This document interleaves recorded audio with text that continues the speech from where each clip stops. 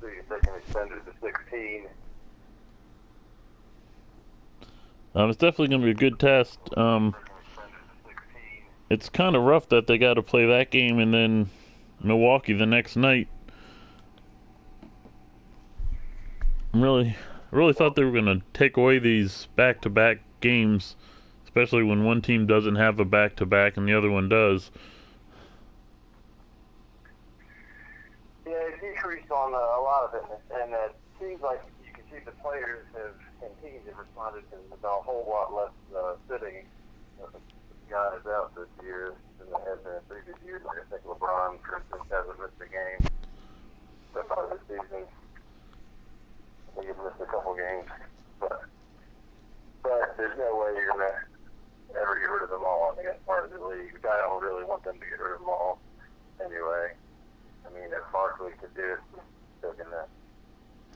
Well, it's not about whether they can handle it. It's about kind of more of fairness, that you'll have one team coming off a day or two rest and another team's playing 2 games in a row, still feeling the game from the day before, especially if they have a short bench.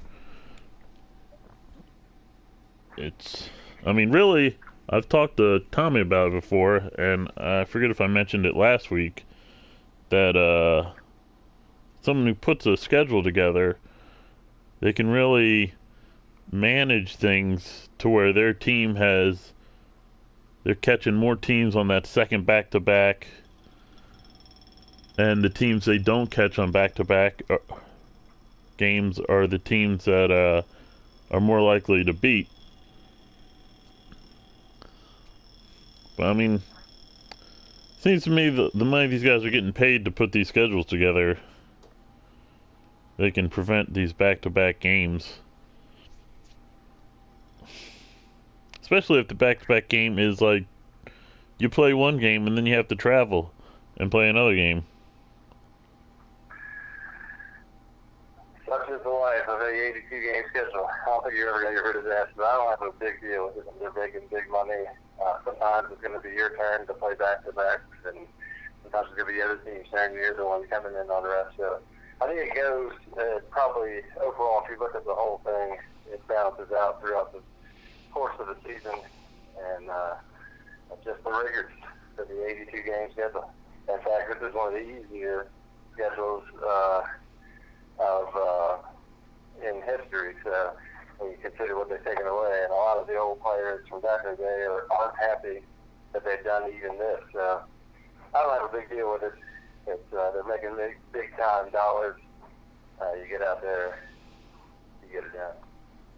Yeah, well, I mean, like I just said, it's not about them being able to handle the full season. It's about having to play certain teams after you just played a game before. I mean, you're really coming into these second games not at 100% versus a team who probably is 100%, give or take injuries. In an 82-game season, no one's ever going to really be 100% after you get a third of the way into it. Besides, like I said, it's going to happen for both teams. The tables will turn at some point. You're going to have a couple nights off. And sometimes you're going to be a team on the back-to-back. Everyone's playing with the same deck of cards, really. So, well, yeah, but this is easier. This has been the lightest year as far as that's concerned in history. So I don't have a biggest problem with that since what they've already addressed. Yeah, I think you're missing my point on this, but we'll move on. Pull up my notes here.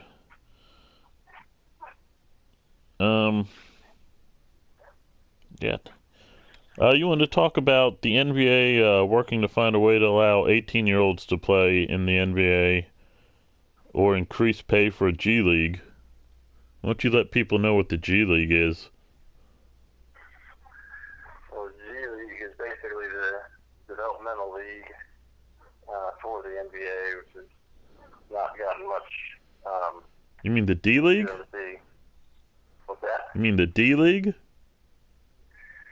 No, sorry. The D League was changed. It's no longer the D League. It's called the G League now. What? This season. For some reason they changed it from D to G. G League is what used to be the D League. But I'm not sure what the G stands for.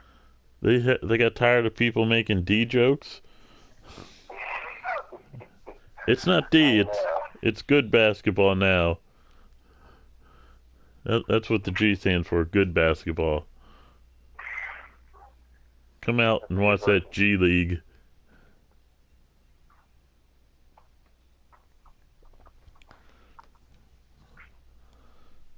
But I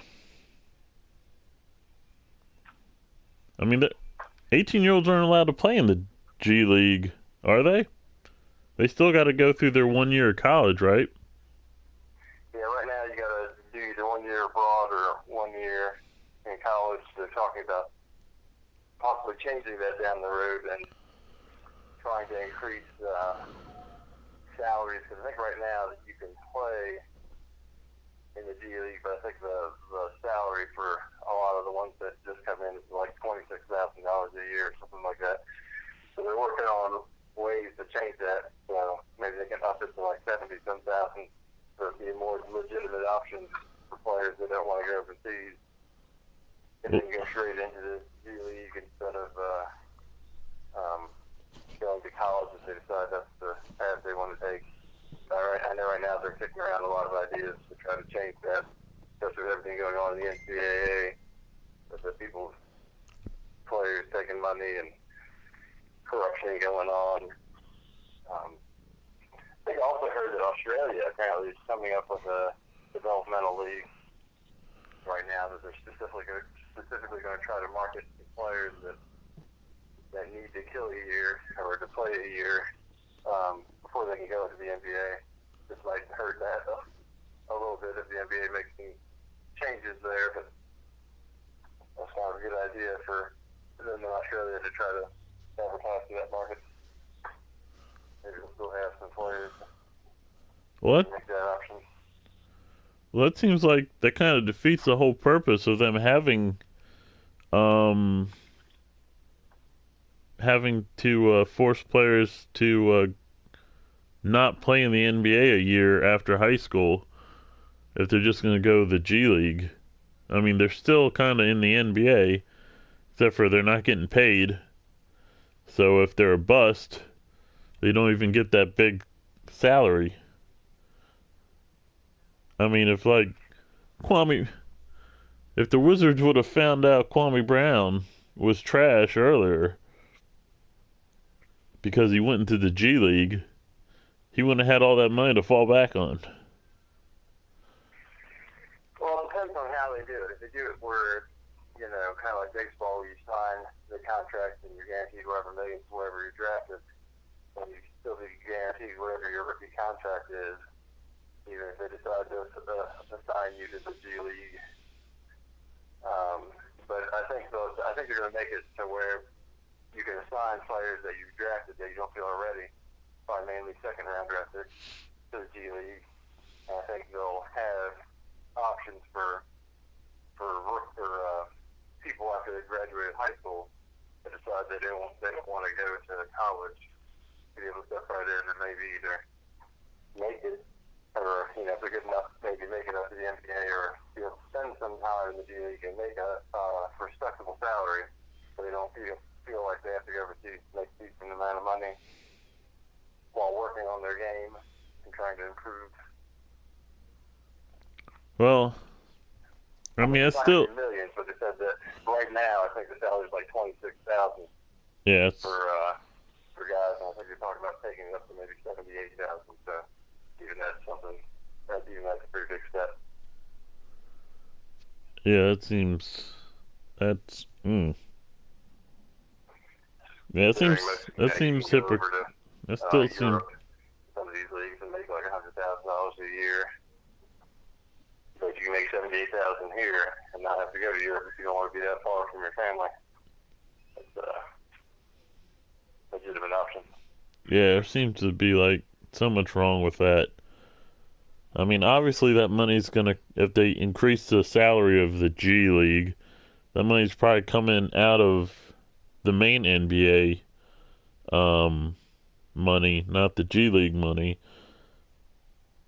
because I don't think that they get that good of attendance to be able to afford to pay their players $100,000.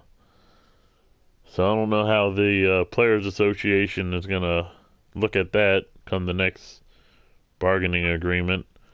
Um, still, I Yeah, still think. I'm not sure how that works. Like, I know the Sixers had the 87ers that play they play most of their games at Delaware, the University of Delaware. But the money for the salaries on the 87ers, like, it should all come from the Sixers organization as a whole. So it might come from the, I know that it clearly doesn't cap as the salary cap, but it might be something the teams themselves are just funding, if they're making trillions of dollars anyway.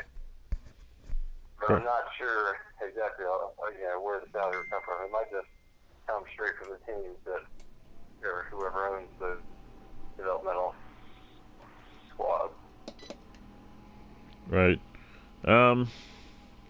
What's up, Christian Cactus? Just got a comment on our page. Yeah, but I still can't get over it. I don't see why you're gonna let kids play in the G League, but not let them play in the NBA. I think you're missing it. If they're good enough to play in the NBA, they're going to allow them to play in the NBA. So I think you're trying to make an option for those that they still need to work on their game, but they're not going to play at the NBA level and don't want to go overseas to do that, or and don't want to just play for like $26,000 a year. So I believe they're working on trying to do that. The players, especially the players that are clearly NBA ready, will get drafted. Okay. See, you didn't tell me that was part of a plan to undo the forced 1 year in college or abroad rule. Yeah, that was one of the things they're looking at. Definitely trying to adjust. Well, because of the rule that your boy David Stern put in 2005. Yeah.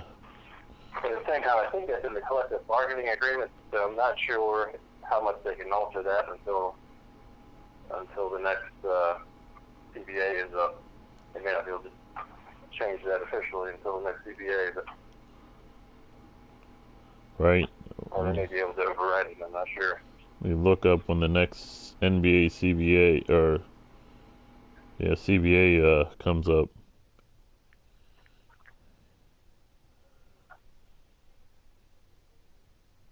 Pulling that up now. But I mean, like,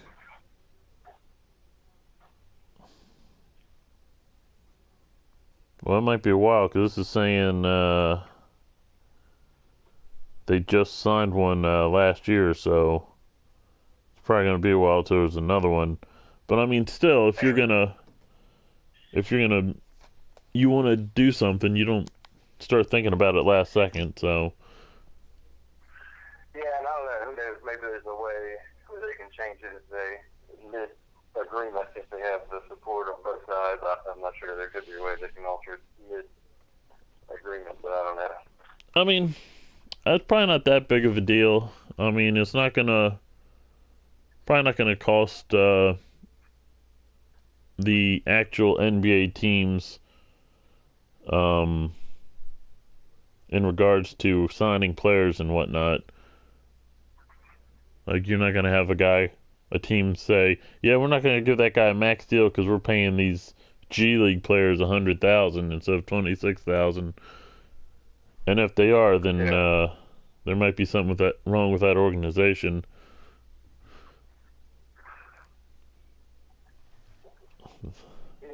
Yeah, I see that happening. Yeah. Though, I mean, the NBA does have a history of owners who are just happy to have teams, and they do the bare minimum.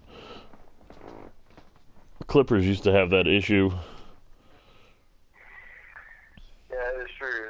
There's a lot of owners that seem like all they're about making chasing the dollar bill, and I don't care about wins or losses. I had James Dolan and the Knicks fans.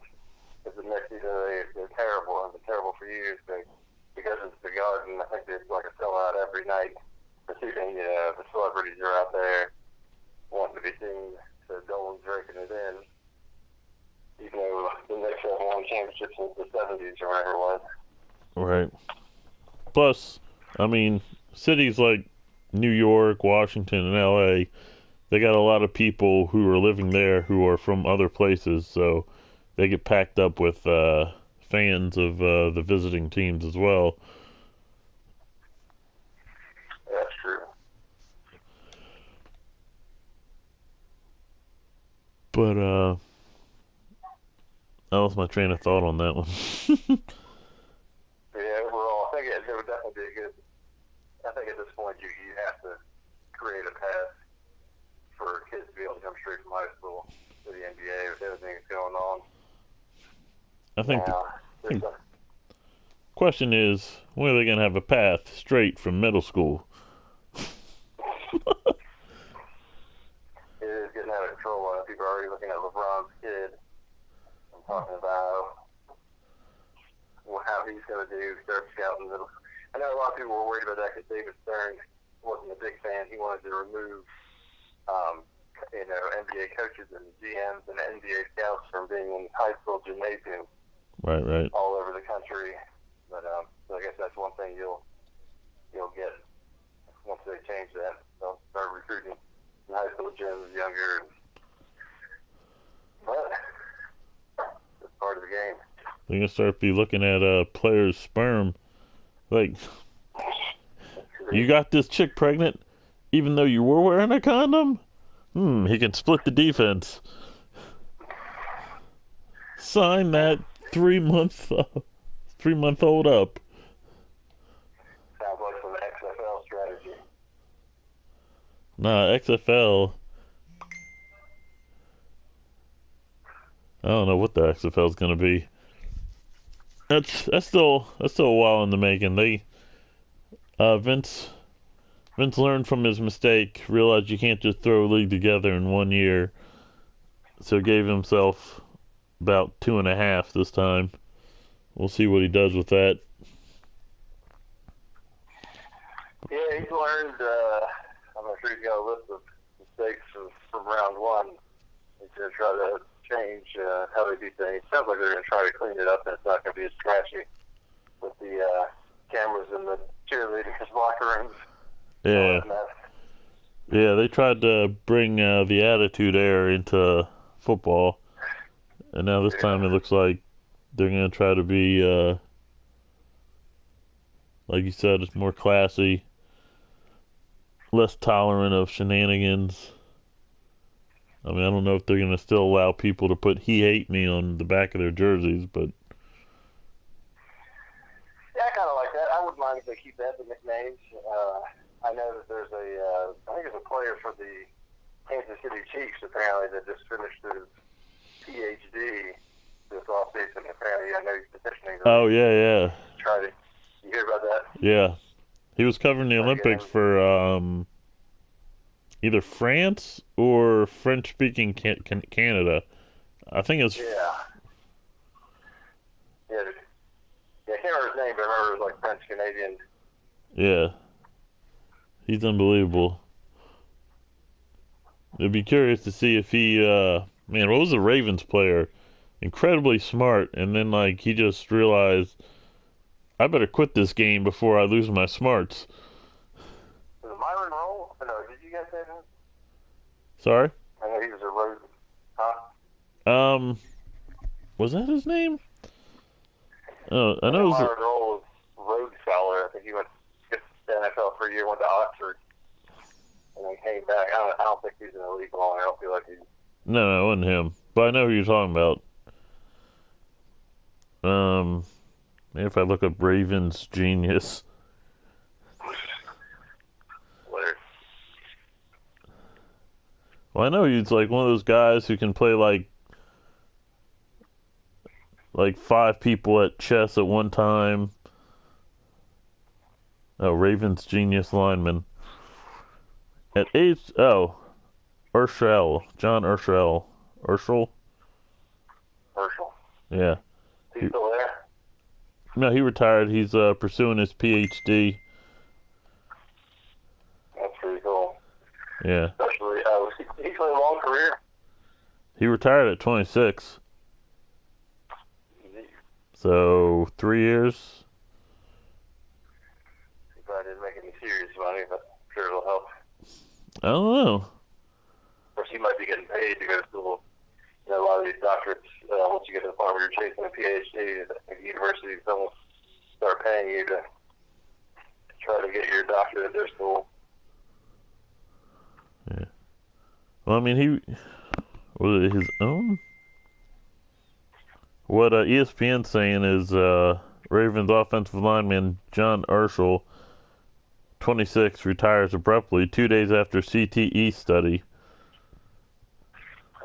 So pretty much, I think their actual study, not the study on his own brain. I think it was more the NFL study on CTE in general. Yeah. And it was like, I'm risking my brain. It's too powerful to risk. Doesn't sound like someone I want on my team. You do or don't? Yeah. Oh. Yeah. No, I don't want anyone who's just going to drop out and be like, yeah, I'm done. Dude, we just signed you 2 years ago. Out of college. What are you doing, man?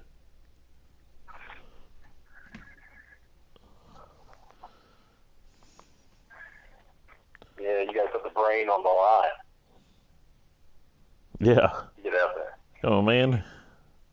It's like everyone got mad at, what was it, Jake Locker retiring early? Yeah. But, I mean, to be fair, Urschel was a good player, but he was a fifth-round draft pick, so it's not like when they drafted him, they expected huge things from him. Though, losing him still, I think, hurt them a bit. They had some offensive line trouble this year. So, but since we're speaking and talking NFL, Le'Veon Bell got franchise tagged for the second time in a row. Yes, he did. And we talked about collective bargaining agreements. I'm gonna kind of think that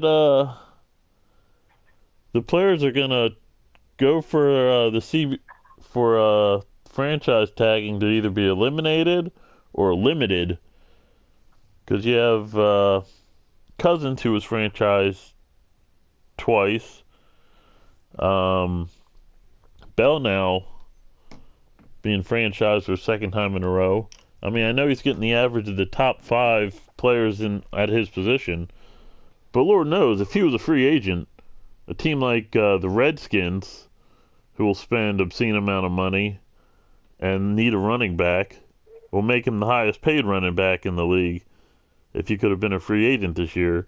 So now he's got to risk another year of his career to become the highest paid running back in the league.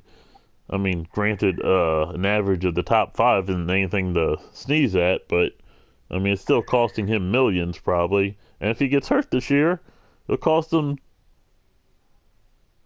tens of millions, if not more.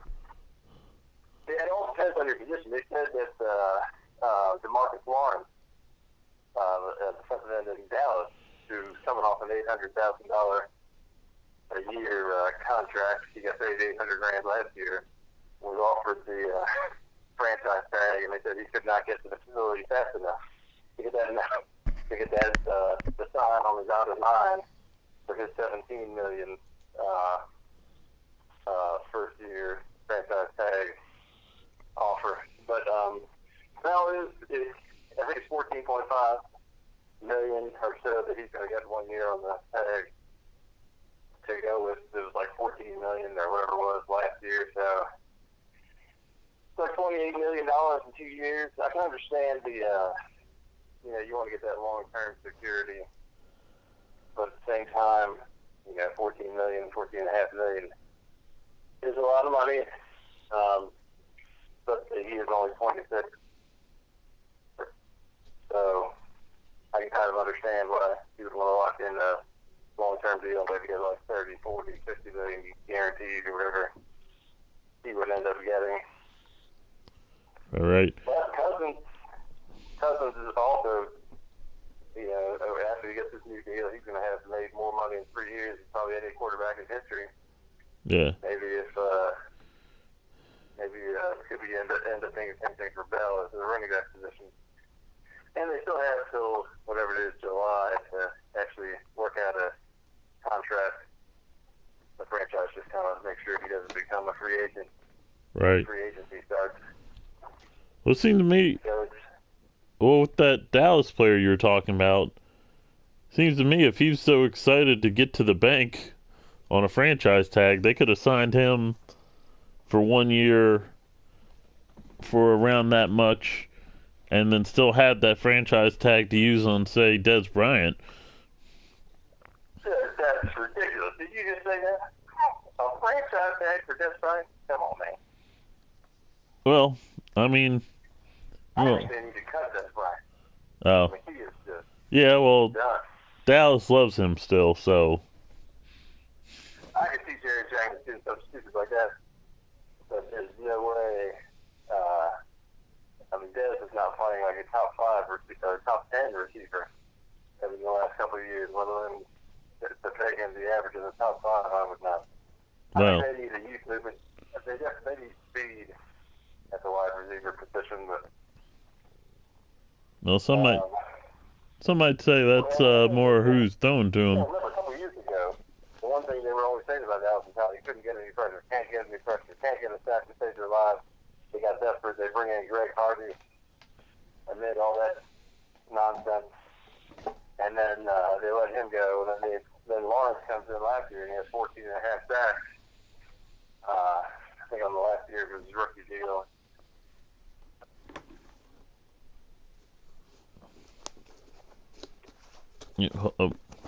You stopped right mid of me and taking a drink.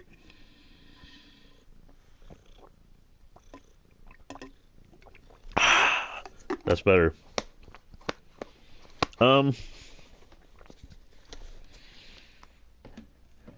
Well, seems like the Cowboys and the Redskins, they kind of do some funny things in free agency. They do more like sometimes what the fans would do, even though now I think the fans have smartened up better than the owners of those two teams.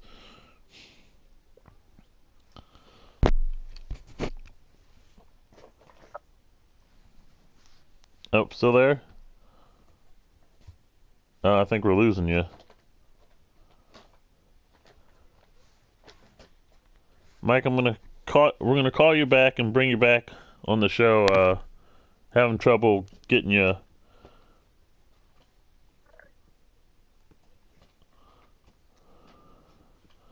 All right, as we try to get Mike Bragg back on the show.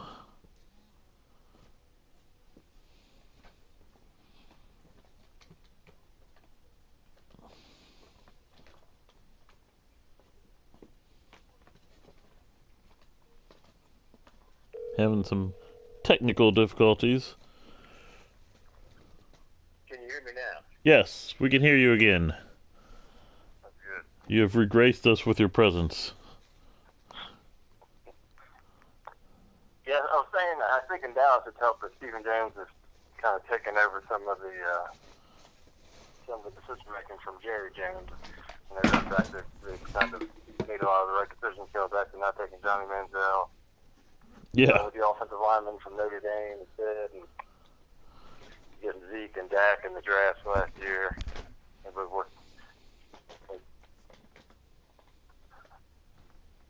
So I think that's helped some, but and I think that's also the right move giving Lawrence the franchise tag, because rushing the passers is something they haven't been able to get done in the last few years. And he had 14.5 sacks last year, so. And it allows them to see if he can put together another year like that before giving him a contract, long-term contract. Right. Now, Washington's a whole nother story. Well, I think Washington probably made a great move with that trade for Smith, saving a lot of money going with Smith instead of Cousins. For them, hopefully Smith keeps playing like he did last year.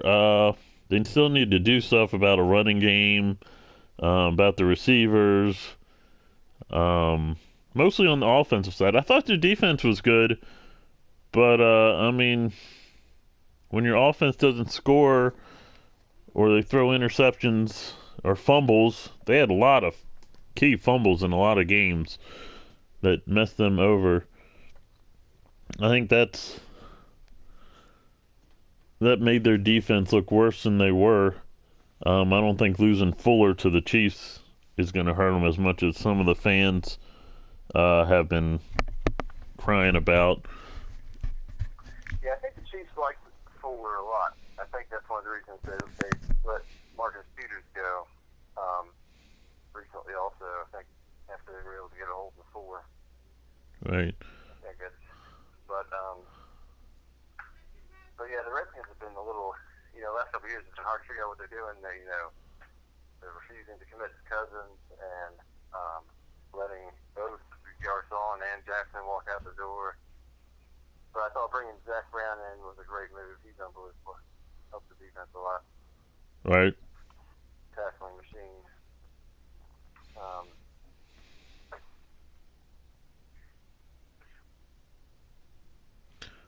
Drafting defensive line, kid from Alabama who I think was unable to stay healthy, but I think he might turn out to be pretty good. Yeah. But yeah. So the Redskins, I think, are good on defense. Really, I mean, Fuller was just a nickel back, and really, he really only came on until the second part of the season, which we've seen players come on second part of the season during the playoffs and look fantastic, and then get a huge deal with someone else and then just disappear. I can't remember the cornerback for the Ravens had some key interceptions on their Super Bowl run, and then he ended up with the Eagles, and he kind of vanished. Yeah, if you're talking about Corey something. Yeah, he was pretty good. I didn't see it. I thought he had a decent year. The year we had him. I remember you talking about the name. Escapes me. No, like I said, we're talking about Kendall Fuller now. Are we going to be talking about Kendall Fuller next year? That's the question. Yeah, but we'll see. We'll see what the Chiefs do with him. He might not be just a nickelback for them. See, sometimes I think. I mean, I guess they deserve an opportunity outside. All the corners I think want to be able to play on the outside at some point, but sometimes it's like some corners are just made for that slot role. Like we had Brandon Boykin for a couple of years, and he was like the best slot corner in the league. And we traded him to Pittsburgh. And I think they tried to use him outside, and it seems like he's out of the league in a couple of years. Right. And that corner, but I know they want to try to. I think slot corners are paid, or nickel corners are paid a lot less than outside. So it just seems like sometimes just do a great job at that slot role. Yeah, sometimes. I mean, each position is a lot more different than another position. Even when it's like nickelback to a 1 or 2 corner, or even inside and outside linebacker. I remember in youth sports, they moved me from like defensive end where I was doing good at rushing, and they put me at linebacker, and I was totally ineffective because it was a totally different position. And they do that a lot in the NFL. They'll draft a defensive end and put him at corner or not cornerback, outside linebacker. So I mean, I think they got to be careful with that and not be afraid to put a guy back at where he shined if he's not working out where you tried to place him. Exactly. I know Andy Reid was the king of that too. It seemed like he always would bring in tackles, draft tackles, and put them at the guard position of moving guards outside. You know, guys play 4 years at tackle, and he'd bring them in and try to stick them at another side or another spot on the offensive line, defensive linemen, the linebackers. Sometimes it works and sometimes it doesn't, but you'd think if they play pretty well at the other spot, they would try to move them back. So they had success.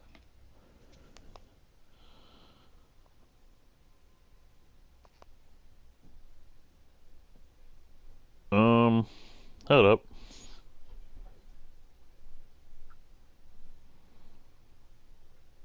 I kind of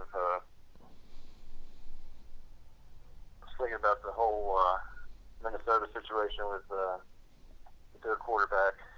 Yeah, that's crazy. Like, that situation's nuts just because of the fact that all three of them of their quarterbacks are like free agents now. Yeah, they're saying that they're the favorite. Well, they're one of the front runners really trying to get Cousins, too. Yeah, they were, they've narrowed it down to, the Jets, which I don't think have a shot, Vikings, who, I think are taking a risk at, like giving up on Case for Cousins, and Bridgewater. I think Cardinals and Denver have the best. Okay, hold on. Team-wise, I think Denver and the Cardinals need him more, but but for Cousins, I think Minnesota might be the place you want to go the most. Indoor, younger team. Like, the window for Denver's probably closing pretty quick. Yeah, it's kind of like now or never next few years. I don't understand though with Minnesota why they can't commit to Case Keenum. It's crazy. It's like, I mean, all the man did was be an MVP candidate this year, and they refused to commit to him all year long. But it's crazy. It seems like the opposite of what we did with Foles. Like, we were 100% behind Foles as soon as he got the job, and he seemed to respond back to the faith that we put in him.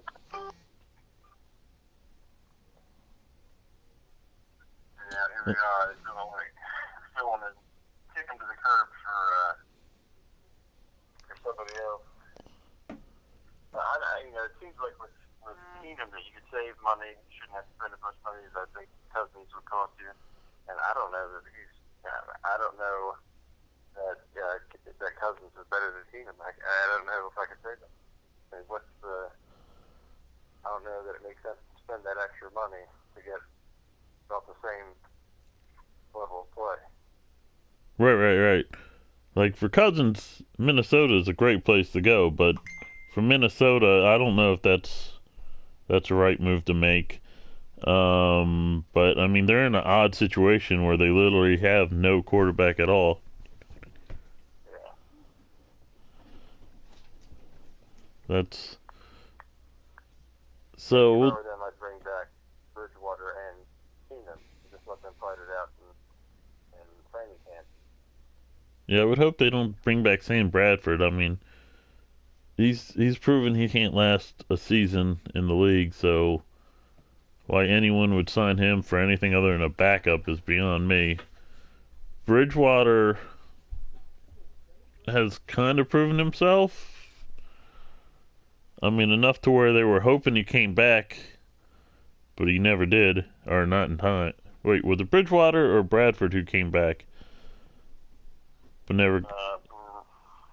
I think they both may have become available All right. during the year. I don't know if Bridgewater was ever really going to play, though. I don't think they really wanted to. I think Bradford was the backup when he got back. Right. If he had played this year. Yeah. I think Bradford will definitely look to be staring at a backup role somewhere. Yeah, it's such a unique situation to where you start the season with two quarterbacks, like two solid QB options. They both get hurt. You're down to your third string. Your string plays out of his mind. Looks like an MVP. And at the end of the season, all three of them are free agents. And pops up Kirk Cousins is probably one of the best QB free agents in a long time. Because, how often does a good QB come available via free agency? And on top of that, Foles might be available too. I mean, what do you think the Eagles are going to do? I mean, what do you do with Foles and Wentz? I mean, is Foles going to be I mean, I guess there's not much Foles can do if they just bench him for Wentz. Well, Foles, I think, understands the situation, and Foles, fortunately, him and Wentz have a great relationship. But I think they're doing what I would want them to do right now, which is put the price sky high for Foles. I think they're looking for right now like a first rounder and some, like maybe a first and a second, a first and a third, which is fine because we're 100% fine with bringing Foles back next year. If nobody wants to pay for it, we don't have a problem keeping him on the roster, especially since there's a chance that Wentz may not be ready till October. Sometimes so we're 100% fine. We have to keep Foles and he can be the quarterback starting the year, which is, I don't want an RG3 situation where it's a push to try to get it back for week one, no matter what. But right. If he's got to miss a month of the season, that's fine. Don't bring him back till it's 100%.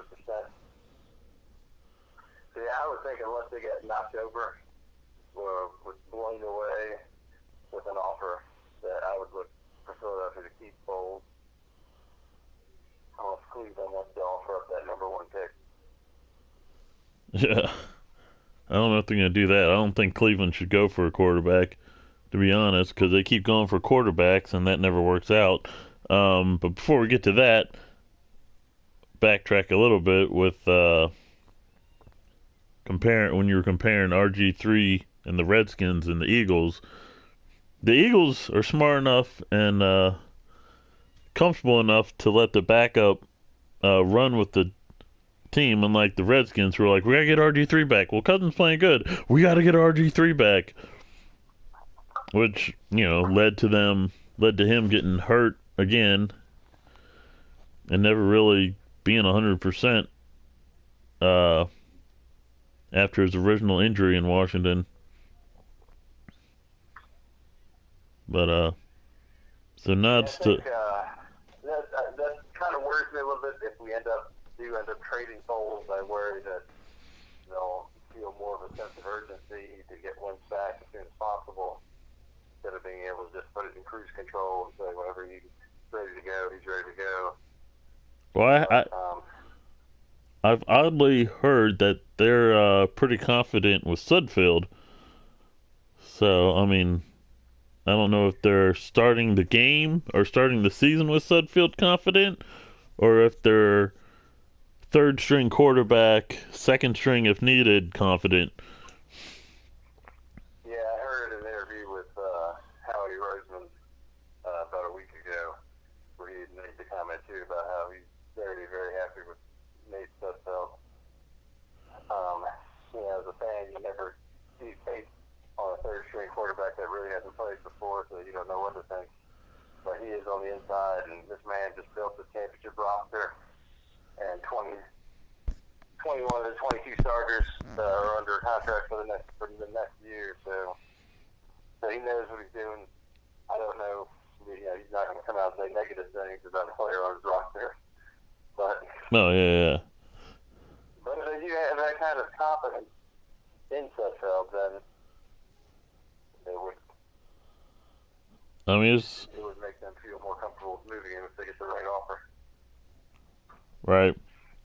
Not that there's not much for people outside of the team to go on other than some Redskin and some Eagles preseason games on Sudfeld to really know what he can do on the regular basis. I broke down some Indiana Hoosier tape on Sudfeld a couple days ago. Really? They had, Really? Yeah, after I heard that interview, I thought I'd go back and I found some highlights on YouTube of him at Indiana, working the deep ball, some nice passes. Most of the people were open there were relatively easy throws, but he seemed to have a pretty good deep ball. Whatever that's worth. Hey, there's quarterbacks in the NFL who don't have a decent deep ball. That's true. And really in the NFL, I think the Vikings reproved that having a quality third quarterback is a good thing to have. I mean, that's not even the first time a team's ended up with their third string being their quarterback for a season. I mean, that's how Joe Flacco got his start. I mean, he was eventually going to become the starter, but Kyle Bowler and Troy Smith both went down in the preseason, and the rookie from Delaware, of all places, got the nod and proved he could be a starter in the NFL. Case has proved he could be a good starter in the NFL, and he might not have a job next year, or at least not a starting job. Who? Case Keenum. He'll get a starting job somewhere. You think? Even if he doesn't end up in Minnesota, he's going to get signed by somebody who's going to be putting him in the starting lineup. Actually, he might not be a bad pickup for someone like Cleveland. Let's get to that subject. Like I was saying, I don't think they need to stop drafting quarterbacks who are just going to get into a bad system with no one really around them and then just get killed all season long. Yeah, I think, and I agree with that, because I think if they can answer, or if they can solve the quarterback situation, and it will allow them to use that first pick on Barkley and a fourth pick on something else that can help the team. I feel sorry for Joe Thomas. He's one of my favorite players in the league, and this man, he comes to work every year, and he's getting it done, and he can't get, it'd be nice to see him be able to be around a winning environment before his career is over. But I think they should go after either Cousins or Keenum and try to bring, a veteran quarterback still has a lot of years left in, and then go ahead and take Saquon. I would take Saquon Barkley number one, if they could do that. And honestly, I think I might take Barkley number one, even if they can't, because it doesn't feel like any of these quarterbacks really stand out. And so many of them are still going to be available. With that fourth pick, you can still have your pick of probably all of them except for maybe one. So, but if they could get Keenum or Cousins and draft Saquon Barkley, and if Josh Jordan can stay off whatever it is he's on, or has been on and off of for several years, if he can stay out of trouble all season, and they got Saquon Barkley and healthy Josh Jordan for Cousins or Keenum to roll with, that's a decent. You're starting to look half decent offensively, at least, and you got another year of the number one pick from last year. He started to play pretty well. Yeah, I'm blanking on his name too. World-class talent. But yeah, I mean, if you can use those draft picks on something other than quarterback, which it seems like they've wasted first round picks on every year, over and over and over. And like, do we even know how good these number one picks or first round pick QB picks for Cleveland really were? I mean, they get drafted by Cleveland, get killed in Cleveland, and end up as a backup somewhere else, and never really get a shot after that, I don't think. I mean, Colt McCoy had a few games, but I don't think the team ever really believed in him. Or the Redskins, that is. I think they still have him. Yeah, they don't have the best track history. I mean, they have the worst track history, especially as quarterbacks. I mean, just Philadelphia is grateful they gave us that pick, and they could have had Carson Wentz. And who knows what Wentz looks like in Cleveland, but I mean, he looks like he could be, one of the best in the league for a while. You know what probably would have happened in Cleveland? He'd probably get that injury earlier. We wouldn't see him most of the year. Someone else would come in and suck. And then in Wentz's second year, he'd probably try to come back too early, still banged up a little bit, not look that good, and they'd probably give up on him. And even if he wasn't banged up, he'd still come in and get killed because the team's terrible. I mean, it just seems like there's something. I mean, all you got to do is look at what happened with them, and they tried to make that trade for A.J. McCarron, and they couldn't get the call in before the deadline or whatever it was. Somebody ever failed on that thing. I mean, it's unbelievable. So a lot of people say keep an eye on that. They could still, now that A.J. McCarron won his battle against Cincinnati, and I think he's a free agent now. Some people think they're just going to bring in McCarron as a free agent now and roll with that. Maybe. What's that? Maybe. Yeah, just saw Adam Schefter had a tweet where he retweeted something earlier today where a guy was singing the praises of A.J. McCarron. Guy, I can't remember who it was, somebody had taken a look at every snap A.J. McCarron had so far in the NFL, and he said he was actually more impressed than originally. Yeah, here it is. Dan Orlovsky, he tweeted, I'm telling you, I watched every single A.J. McCarron snap in his NFL career this past weekend. And my take is he's much more impressive than people, including me, give him credit for. And he said he's going to post some clips in the next couple of days. So there's a lot of people that like A.J. McCann, so they could just pick him up. We'll see. And then maybe, another thing they could do is trade that number 4 overall draft pick to Philadelphia for Nick Foles. Yeah. That wouldn't be the worst idea. Especially if, maybe they're trying to think, of who the not Cowboys, the Cleveland could trade down for to get, double up on, early round draft picks. Because unlike the NBA draft, you can get superstars, like first year stars, in the first few rounds of the draft. Heck, you could even steal some even in the 5th, 6th, 7th. That's why the NFL draft is so exciting. Past the first half hour. Yeah, there's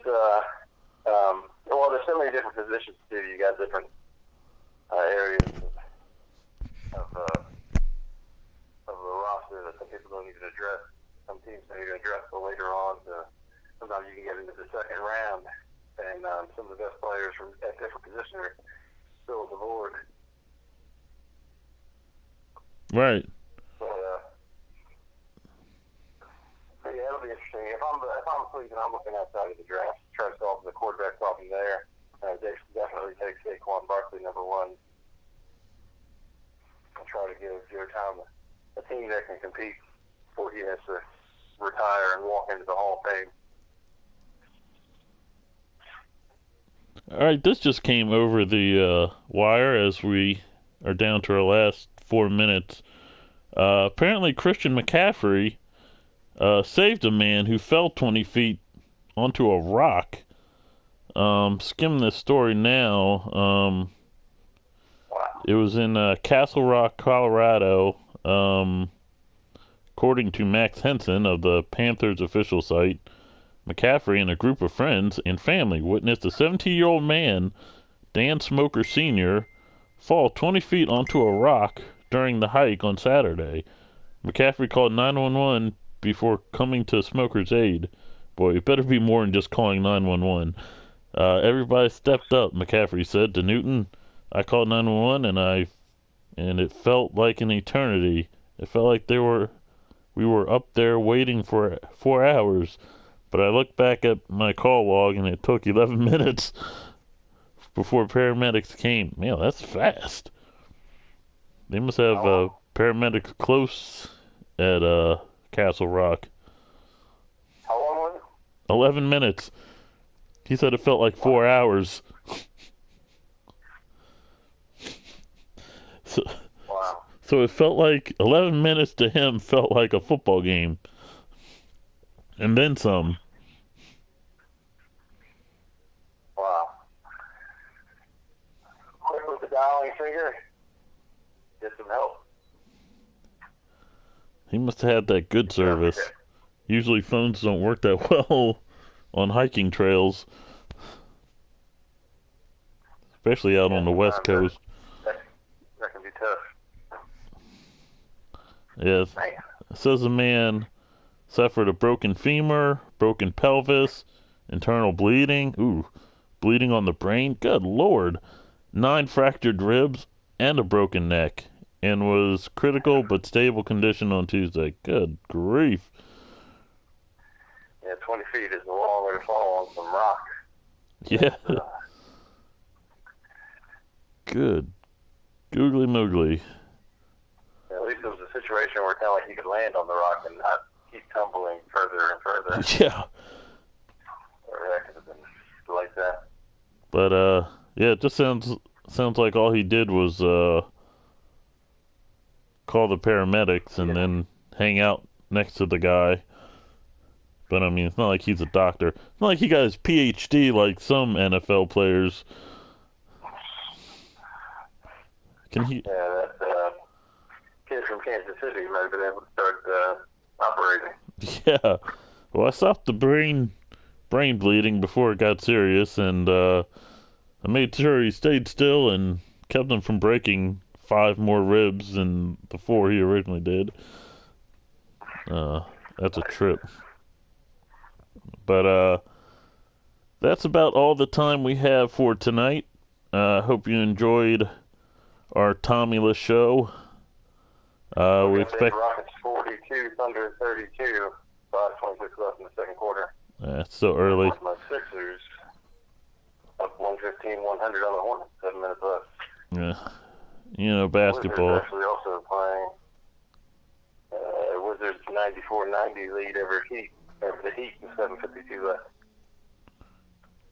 Oh, 2 other quick NFL stories. Redskins do not use a franchise tag on Cousins. With the rumor was they were going to franchise him and trade him. They're not going to do that. Former Raiders linebacker Alden Smith turned himself in on domestic violence related charges. Yeah, I just heard, I think yesterday, or early this morning, that Gruden cut Alden Smith. I think it might have been yesterday.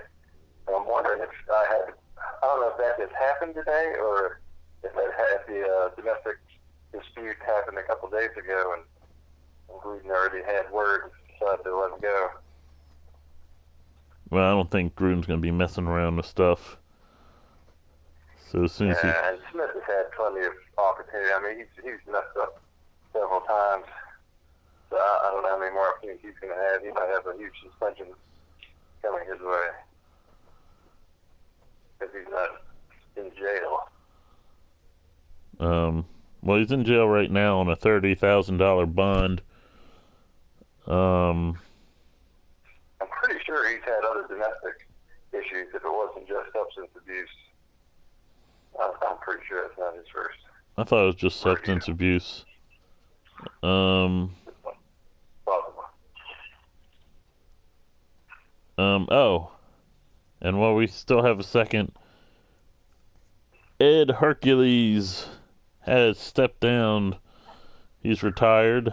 The jacked up NFL referee has called it a career. He's probably going to go the WWE. Could you imagine? The question would be a referee or a wrestler? I could see him being an official, or I think he's 67, so that'd be a senior still, or maybe him versus Vince McMahon. There you go. You bring him in for a match, and then he doesn't screw whoever McMahon wants, and bam, you have a match at WrestleMania. Man, the rap sheet on Alden Smith's unbelievable. January 20th, 2012, arrested on driving under the influence. June 30th, 2012, believed to have suffered stab wounds when attempting to break up a fight at a party at his residence. 2 other people shot in the incident. October 9, 2013, charged with 3 felony counts of illegal possession of an assault weapon relating to the stabbing incident. Charges reduced to misdemeanors. December 20, 2015, involved in a single vehicle accident in San Jose, California.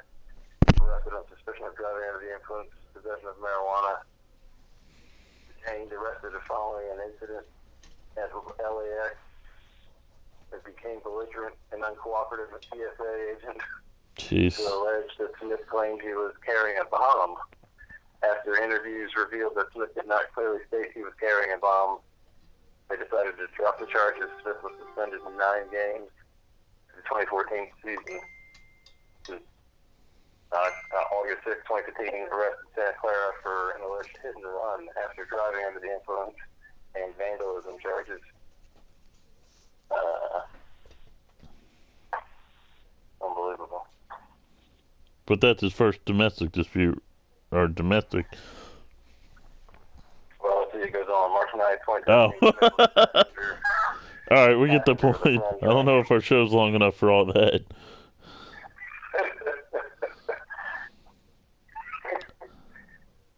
All right, I got one question before we go. Going back to Ed Hercules, it says that his son is taking over. How does that work? Nepotism of the highest order. It's got to be. Like, what are the chances that his son is the number 2 guy of all referees? Paid off. Well, hopefully, I'm assuming he's already been an official in the league, for like a line judge or working other officiating positions in the league for years, I'm assuming. Yeah. Just promoting him to head official. My son's just out of high school. He needs a job. So I'm going to sit down and he's going to take over. What? You got a problem with that? Look at these guns. Yeah, I think they announced his first game would be Super Bowl 53.